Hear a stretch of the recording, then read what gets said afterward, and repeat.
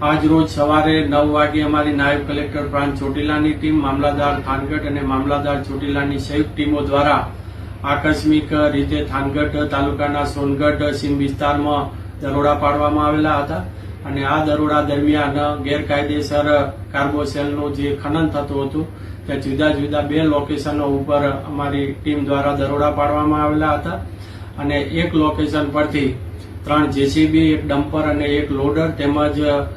જે જથ્થો ત્યાંથી ખનન કરી જે ઓપન કટિંગ કરવામાં આવે છે ત્યાંથી બીજી અન્ય જગ્યાએ ખસેડીને સંતાડેલો હતો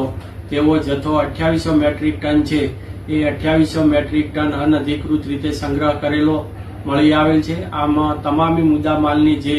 કિંમત છે 2 કરોડ ને 20 લાખ જેવી થાય છે. આ તમામે તમામ જથ્થો છે જપ્ત કરી અને હાલ આ જથ્થાને મામલાદાર કચેરી થાનગઢ ખાતે ખસેડવાની કામગીરી ચાલુમાં છે અને જે ઇસમોએ આ ગેરકાયદેસર ખનન પ્રવૃત્તિ કરેલ છે તેઓની સામે કાયદેસરની કાર્યવાહી હાથ ધરેલ છે.